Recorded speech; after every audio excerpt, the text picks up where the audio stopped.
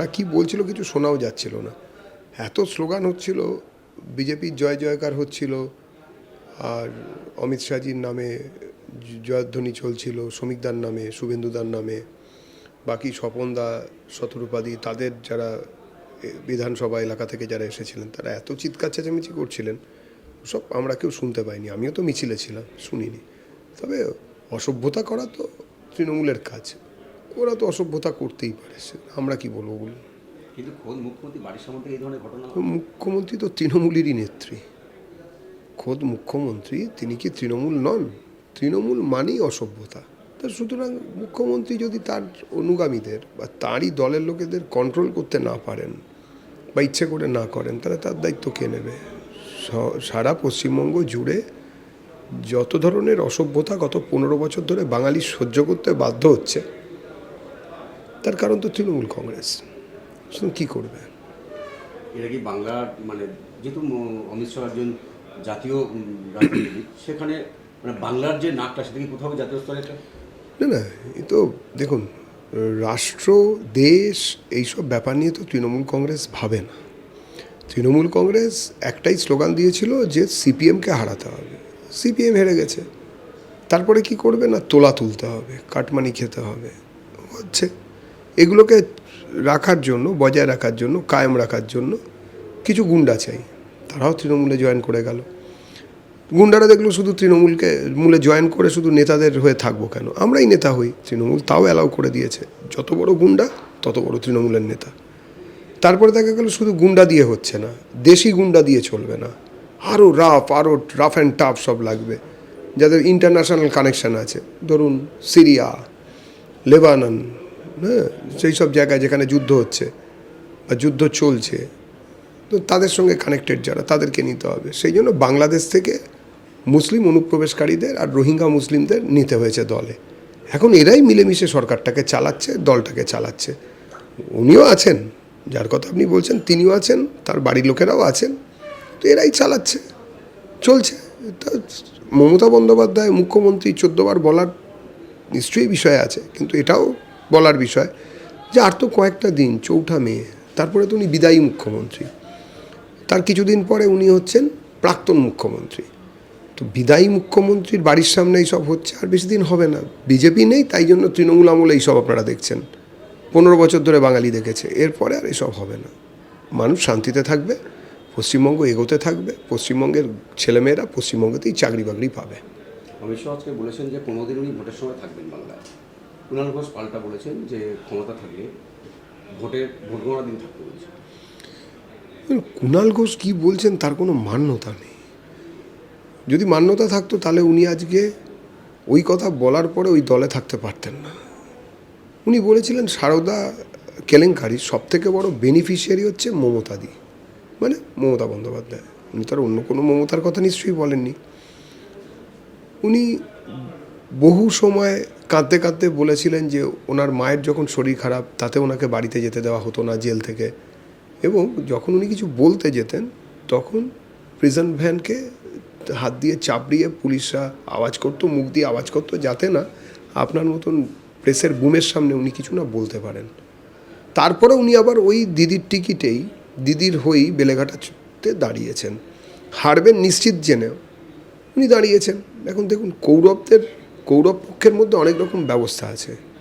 কেউ ওখানে ভীষ্ম, কথা দিয়েছেন বলে থেকে যেতে বাধ্য হচ্ছেন, কেউ দ্রোণাচার্য, কৃপাচার্য, যে ওই সিস্টেমের থেকে কিছু সুবিধে পান তাই জন্য রয়েছেন, অন্যায়ের সঙ্গে ওই যুদ্ধেতে সঙ্গে রয়েছেন, কেউ কেউ শল্য কিংবা শকুনিও আছেন।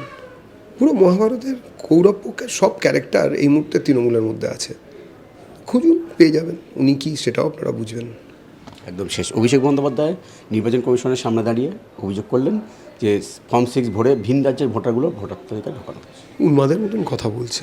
আসলে ওরা যেরকম ভিন রাষ্ট্রের ভোটারদের তৈরি করতে গিয়েছিল এই রাজ্যের ভোটার হিসেবে, সেটা ইকো করার চেষ্টা করতে, তার কারণ জানে ওরা হেরে যাবে, আগে থাকতেই পরাজয়ের অজুহাত তৈরি করছেন কেন ওনারা হেরে গেলেন। এরপরে হেরে যাওয়ার পরে বলবে এই তো আমরা তো আগেই বলেছিলাম ভিন রাজ্য থেকে এসে টেসে হয়েছে। যেখানে চোখের মণি, হাতের ছাপ, বাবা মায়ের 2002-এর তালিকায় নাম না থাকলে কারুর নাম উঠছে না, যখন তখন চ্যালেঞ্জ হয়ে যাচ্ছে, সেখানে এইসব কথা বলছে কী করে কে জানে। আর যদি সত্যি কোনো প্রমাণ থাকে তাহলে সুপ্রিম কোর্টের দরজা তো খোলা। এখন তো সুপ্রিম কোর্ট মাঝে মাঝে ডিরেকশন দিচ্ছেন বা সাজেশন দিচ্ছেন কেন্দ্রীয় নির্বাচন কমিশনকে, তো সোজা চলে যাক। জজ সাহেবদের কাছে সব কাগজপত্র দেখিয়ে বলবে এই আমরা পেয়েছি, এই হয়েছে, তাই হয়েছে, সব মিথ্যে কথা, মিথ্যে বাজার গরম করছে, চাপে রাখার চেষ্টা করছে বাঙালিকে। বাঙালি মেনে নেবে না। 26-এর নির্বাচন তৃণমূলের বিসর্জন। বিজেপি ক্ষমতা আসলে বাংলায় মাছ মাংস খাওয়া বন্ধ হয়ে যাবে বলছে সব। বিজেপি ক্ষমতায় আসছে এই মুহূর্তে গুজরাট, উত্তরপ্রদেশ, দক্ষিণের অনেকগুলো রাজ্য, ত্রিপুরা, সব জায়গায় দেখা যাবে বিজেপি আসার পরে সব জায়গায় মাছ মাংস খাওয়ার প্রবণতা বেড়েছে। কোথাও কেউ আটকায়নি। আপনি সারা ভূভারতে দেখাতে পারবেন না যে কোনো রাজ্যে রাজ্য সরকার কোনো মাছ বা মাংসের দোকান বন্ধ করে দিয়েছে, নেই, অসম্ভব। কে কী খাবেন সেটা তার ব্যাপার। মানুষের আবেগে আঘাত না করলেই হলো। মানুষের শ্রদ্ধা আবেগ একটা অন্যরকম জিনিস, সেখানে আঘাত না করলেই হলো। ওনারা যেটা হরিদ্বারকে মাঝে মাঝে দেখান যে ওখানে মাছ মাংস খায় না, সে তো ধর্মীয় কারণে খায় না, এ তো মদন মোহন মালব্য। মানেই মমতা নয়, হ্যাঁ, বা মোদিজিও নন। মদন মোহন মালব্য যখন কংগ্রেসের নেতা ছিলেন, পণ্ডিত মদন মোহন মালব্য, তিনি এই আইনের পক্ষে সওয়াল করেছিলেন এবং তাতে মান্যতা দিয়ে কেন্দ্রীয় সরকার এবং তৎকালীন রাজ্য সরকার ওই এলাকার তারা এটা মেনে নিয়েছিলেন। কিন্তু বাকি কোথাও এরকম নেই। এসব মিথ্যে কথা বলে চালানো যাবে না। বাঙালির পাত থেকে মাছ কেড়ে নিয়েছে তো তৃণমূল কংগ্রেস। আপনারা ভেবে দেখুন না, 2011-তে কত টাকায় কাতলা কিনতেন কেজি, আজকে 4 গুণ দামে কিনছেন, 3.5 গুণ তো বটেই। চিংড়ি মাছ, আসুন আপনি চিংড়ি মাছের প্রতি যদি খুব আকর্ষণ বোধ করেন তাহলে তাকিয়ে দেখুন চিংড়ি মাছের দাম কত। ছেড়ে দিন, আপনি জিজ্ঞেস করুন যে এর দাম কত, ইলিশ মাছের দাম কত। আচ্ছা, ইলিশ মাছ আসে কোথা থেকে? গুজরাট থেকে আসে। গত 24-25 অর্থবর্ষে প্রধানমন্ত্রী কিষাণ নিধি যোজনা, মৎস্য কিষাণ নিধি যোজনা, সেখানে 6,000 কোটি টাকা দেওয়া হলো। কারা দিলেন? কেন্দ্রীয় সরকার। শুধু মুখ্যমন্ত্রী গোয়ারতুমি করে আমাদের রাজ্যের মাছ চাষিদের এটা করতে দিলেন না। আর মাছ যে হারিয়ে যাবে সেটার জন্য কোনো বাঙালির পাত থেকে তৃণমূল জিতলে হারিয়ে যাবে কেন? খাল বিল পুকুর যে যেখানে আছে সব কিছু ভরাট করে বাড়ি বানিয়ে ফেলছে। মাছ কি এবার ওই বাড়িগুলোতে অ্যাকুরিয়াম বানিয়ে হবে? তা তো আর হবে না। তো এগুলো আমাদের ভাবতে হবে, এগুলো আমাদের ভাবাচ্ছে। পশ্চিমবঙ্গের বাঙালি হিসেবে সত্যি মাছে ভাতে বাঙালি, পাত থেকে মাছ নিয়ে নিয়েছেন, ভাতটা এবারে নিয়ে নিচ্ছেন। ওই যে কেন্দ্রীয় সরকারের যত যোজনা মৎস্য চাষিদের জন্য সব বন্ধ করে রেখেছে। ওনাদের দাবি হচ্ছে খুব পরিষ্কার।